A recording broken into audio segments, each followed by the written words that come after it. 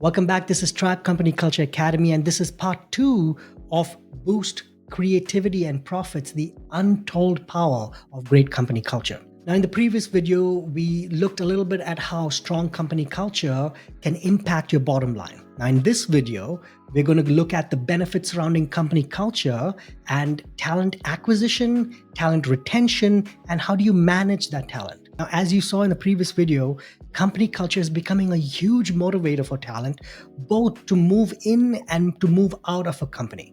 And as you can see in the slide, toxic corporate culture was 10 times more likely to cause someone to quit in recent years and than their perceptions around compensation. Isn't that a huge metric? I mean, there's so much of discussion around how people leave for higher compensations, but the research shows that toxic corporate cultures was 10 times more likely to cause someone to quit than their perceptions on what their compensation was.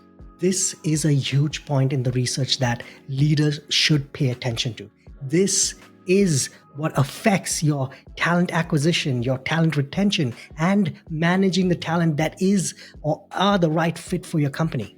So when it comes to talent acquisition, it will be easier to attract the right fit, the talent that is the right fit for your company, the right fit for your culture, if your company has a great reputation for having an amazing culture. It's kind of a no-brainer, but so many leaders and founders don't pay attention to this. And hopefully an added benefit from this is when you have a great company culture and you're communicating the values of your company culture, you're not just attracting the right talent, but you're also repelling the wrong talent, the talent that wouldn't be the right fit for your company. And you see how you save yourself a lot of time and hassle interviewing people and trying to see if they would be the right fit from the get-go, because you don't waste the time on that. You actually have a culture that pulls in the right people and repels the wrong ones. If you think about it, there are a lot of skilled people out there. There's no shortage of skilled people out there, especially now in this kind of remote hybrid work environments that we've created post-pandemic. So finding fit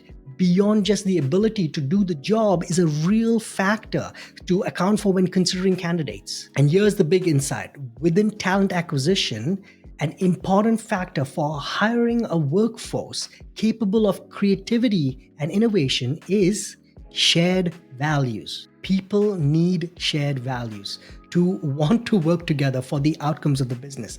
We are humans first, we are people first, and then we layer on our skills and our motivations on top of that. And if you can align people's motivations, their desires, and the outcomes that you're trying to achieve with your shared values, because they also share the same values, it becomes a smooth working machine that can do amazing things for your business, and the people are enjoying themselves while they're part of your business, part of those shared values, part of the purpose, part of the just cause, whatever it is that you're moving towards as a business. It creates this amazing team dynamic, this amazing company dynamic where people love coming to work. Now, equally important though is diversity of backgrounds and viewpoints. All right. It doesn't help a team to bring in someone who thinks the exact same way as everyone else or exact same way as your founder or your leader. You need people who will be able to push ideas forward. So a variety of viewpoints is needed when you're trying to develop that kind of team. So a culture that hires for diversity is going to hire much different people than a company who just wants people to do a set of tasks. Right? The work will get done either way, right? But what is the value of the work being produced? That's the question we need to ask. What is the value of the work being produced? And the impact of the output starts within the hiring of the right people who can work together to push those boundaries and move those ideas forward. All right, now that we talked about talent acquisition, the next thing is talent retention. And this is a huge problem that many leaders are trying to solve. And many companies have had huge problems with, especially the companies who have toxic work environments, toxic company cultures. So what a good and strong company culture does is it helps to ensure that good fit with the values, good fit of the values of the company, good fit of the values with the teams, good fit of the values of the employees that you're hiring. There's that shared vocabulary within that values. It creates this vibe, this chemistry between everyone. And that results in good treatment at work.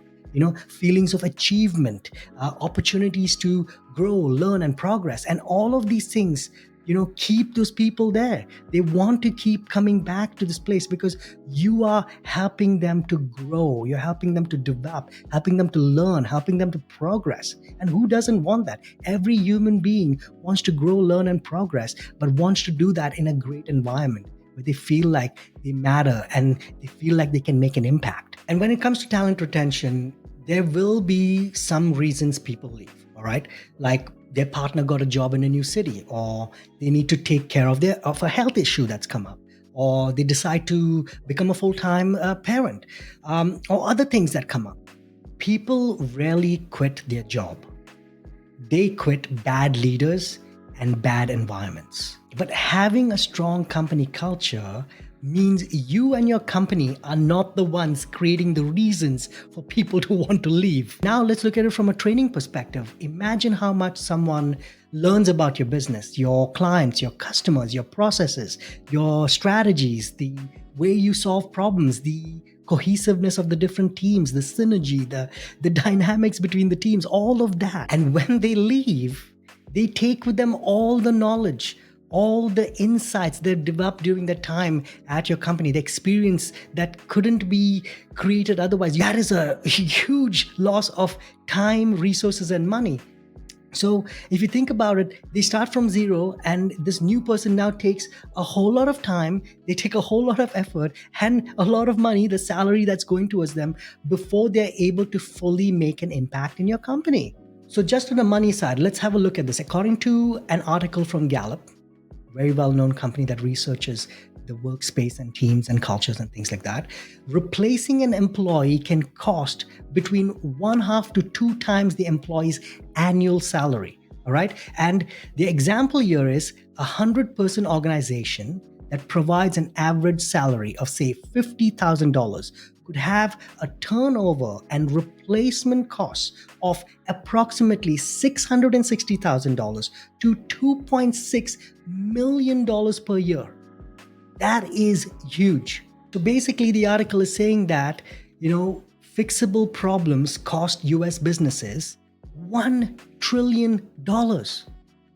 Imagine the savings. Imagine taking those resources, those funds, and putting it into business growth, putting it into helping communities, putting it into doing something good for communities and just causes and charities. I mean, so much is being lost in these fixable problems that are related to culture and talent retention.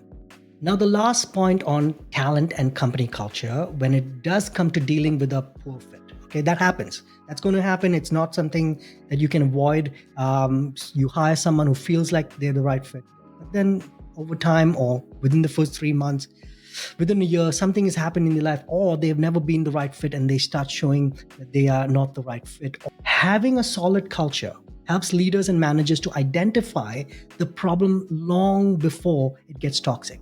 Like if you don't have a good comprehensive culture, you don't have a good culture model or a framework that you're utilizing, this gets lost in all of that. This toxicity starts to brew, and that information of that toxicity doesn't travel up to the leaders that are managing them. It doesn't travel up to the leaders who are looking at how to maintain culture. But if you have a framework and you are maintaining that framework and you're producing the right values and you're showcasing the right leadership and all the things that we talk about, the 9 components in the tribe company culture framework, if you get that right, you will be able to spot the toxicity. You will be able to spot the poor fit. And that in itself would be, from a time and effort and money point of view, a huge saving for the company. And also a huge thing for the other people who are working with the person who has a bad fit. So this gives us the opportunity to course correct, right? And work on integration and to know when something just isn't working, right? And moving towards letting go of that person to bring in someone who will become part of the team more seamlessly and contribute positively to the work and the work environment. So this is a very, very important point to understand. Managing talent, a lot of leaders don't pay attention to this, that they've not created processes, they have not created frameworks to spot the wrong fit and to enable and enhance the right fit. I mean, that is what culture is all about. And that's exactly built into our tribe company culture framework. Okay, so you've heard a lot about how strong culture is great for making your business money by helping people unlock their potential, and how to save your business money by hiring the right people that are the right fit and retaining them. I'm kind of smiling and laughing because when you say it out like this, and once you go through this explanation, and if you've gone through this whole video with me, you understand how much of a no-brainer this is. And if you, as a business leader, haven't been paying attention to this and haven't been creating processes and frameworks to help you manage this, wow, it's a nightmare. I've been there in companies where this has happened, and it's a huge nightmare for leaders to deal with this. And especially when there is no good company culture, or no frameworks to build out that company culture, and no ways to attract the right talent, to retain the right talent, and maintain the talent within your company. So, you've heard a lot about strong company cultures, and I hope you're understanding the business benefits. In the next video, we will go more into more business benefits of having a good and great and strong company culture. See you there.